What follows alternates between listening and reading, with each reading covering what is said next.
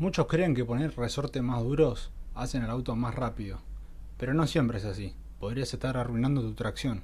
Hoy vamos a entender cómo la física decide qué resorte necesitas y cómo los amortiguadores controlan el movimiento. La elección de resortes y amortiguadores depende de una sola variable, y es la frecuencia natural en la que oscila tu auto. Así que primero desarrollemos este concepto.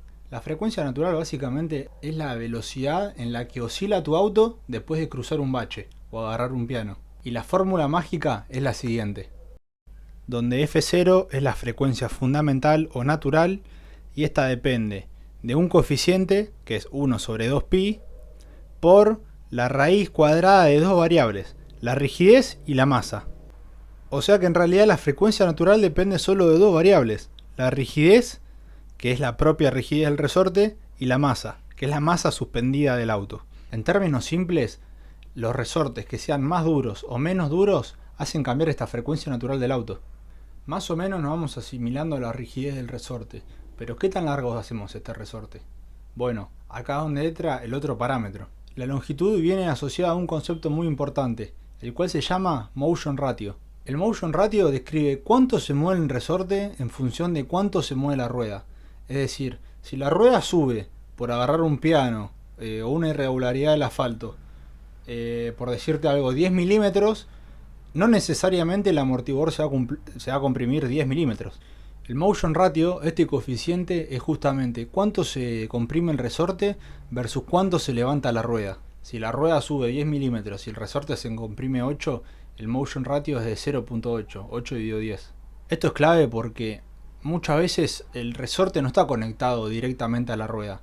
En muchos casos en el medio hay articulaciones, balancines, etcétera, que te cambian el motion ratio. Por eso, aunque compres un resorte con cierta rigidez, la rigidez efectiva que ve la rueda es diferente. Teniendo en cuenta estos conceptos, en la práctica, en lo que en realidad se busca es tener una frecuencia natural un poco mayor en el eje trasero que el delantero. La razón principal es controlar el movimiento del cabeceo del auto, lo que se llama pitch, que ya vimos en videos anteriores. Imaginamos que el auto pasa por un bache a velocidad constante. ¿Qué sucedería? Bueno, primero el eje delantero golpea el bache. Luego veríamos la suspensión delantera comprimiéndose y empezando a oscilar.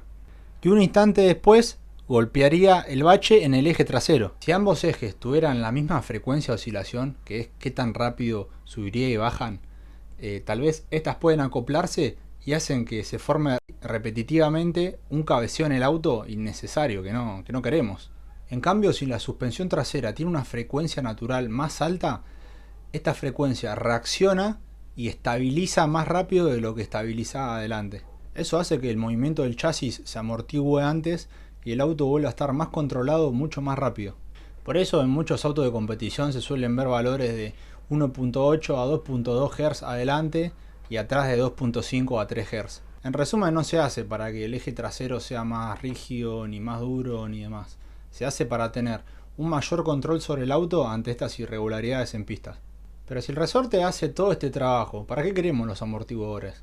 Bueno, justamente los amortiguadores lo que controlan es la velocidad de este movimiento del resorte. Y hay dos tipos de velocidades, alta y baja. Pero velocidades del eje del amortiguador, no del auto. Aclaro porque es muy importante y es un error muy común. Baja velocidad se refiere a cuando el auto entra en curva, que va rolando despacio y la velocidad es controlada. Y velocidad rápida es cuando venís en recta y te comes un bachecito o una irregularidad. La velocidad a la que actúa ahí el eje del amortiguador es mucho más rápida. Con lo cual la baja velocidad dijimos que son los movimientos hechos por el piloto, como curvas, aceleración y frenado. Acá la función específica del amortiguador es controlar la transferencia de carga. Que no sea una transferencia de golpe, que se transfiera todo el peso a una rueda, sino que sea una transferencia moderada. Esto no cambia la cantidad de transferencia de carga en el eje delantero. Eso depende de la masa del auto, la altura del centro de gravedad y la distancia entre ejes. Pero sí controla qué tan rápido ocurre esa transferencia. En otras palabras, el amortiguador, como dijimos, no elimina el cabeceo, pero puede hacer que esta transferencia ocurra de una manera más controlada.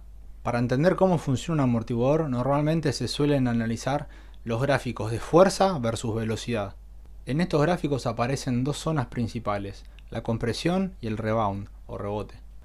La compresión ocurre cuando el amortiguador se comprime, es decir, en una curva, cuando rola el chasis y se comprime el amortiguador del lado exterior, o en un frenado, que en el eje delantero se comprimen ambos amortiguadores. Y el rebound ocurre cuando la suspensión se extiende nuevamente después de haberse comprimido. En muchos autos de competición el rebound suele ser un poco mayor que la compresión. Con esto se busca controlar el retorno del resorte y evitar que el chasis oscile después de esta perturbación. Ahora bien, para que el amortiguador y el resorte trabajen coordinadamente y correctamente, se debe hacer de un buen diseño y buena instalación. Uno de los límites físicos del resorte es el coil bind.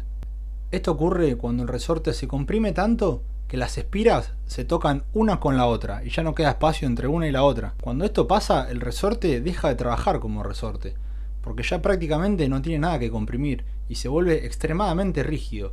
Es como tener un cilindro de acero, básicamente. Si el sistema llega al coil bind, que era este tope físico, digamos, que ya no se puede comprimir más, las cargas pasan directamente a los soportes y pueden inducir muchos problemas mecánicos, roturas o sobrecargas sobre elementos críticos.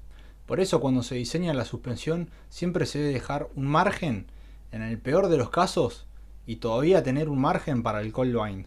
Otro aspecto importante que ya mencionamos es el largo del resorte y cómo se instala el amortiguador teniendo en cuenta este largo. Cuando el auto está apoyado estáticamente sobre las ruedas, el propio peso del auto genera una pequeña compresión en el resorte, a lo que se le llama sag estático. El sag es importante porque define en qué punto de la suspensión el auto está trabajando en condiciones normales.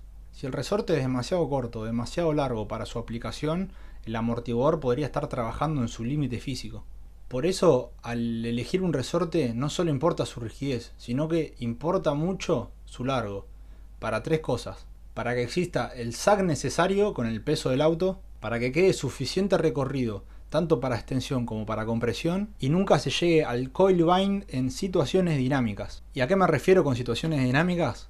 Bueno, a las transferencias de peso al frenar, al rolido en curvas, al efecto de la aerodinámica y a los baches y pianos.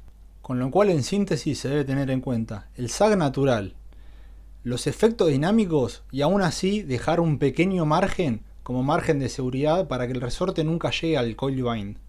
Pero ¿para qué nos matamos tanto diseñando tanto el resorte y el amortiguador y todo este tema? Bueno, esto tiene un impacto, pero impacto de los más importantes en el vehículo: el agarre. Si el amortiguador es demasiado rígido en alta velocidad del eje del amortiguador, te lo vuelvo a aclarar por las dudas, el amortiguador se vuelve y el resorte se vuelven imposibles de seguir el recorrido de la pista cuando tocas un piano y demás, y perderías agarre inmediatamente. En lugar de estar copiando constantemente el terreno, el neumático por momentos pierde agarre, por momentos le vuelve, y eso se ve en una falta total de grip. Por eso, si mirábamos gráficos que comparen tamaños de bache versus grip del neumático, se observa que cuando la suspensión es demasiado rígida o está mal amortiguada, el agarre cae rápidamente a medida que aumentan las irregularidades del suelo. En cambio, en una suspensión bien calibrada, permite que la rueda mantenga contacto con el asfalto y conserve una carga más constante. Otra forma de analizar cómo está trabajando la suspensión es mirar el recorrido del amortiguador respecto del tiempo.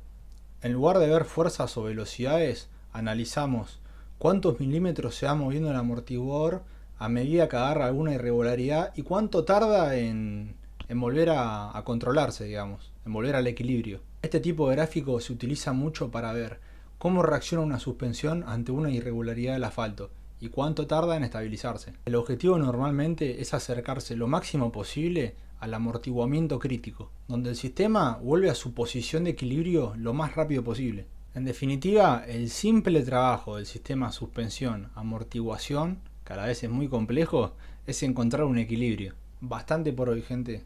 Si te gusta de verdad el diseño vehicular y todos los conceptos que vienen detrás, estoy seguro que este video es para vos un diamante en bruto. Cualquier consulta o cosa que sea de tu interés, no dudes en consultarme. En el próximo video vamos a añadir un conceptito más a todo este diseño de amortiguación, que es la anti-roll bar o barra estabilizadora.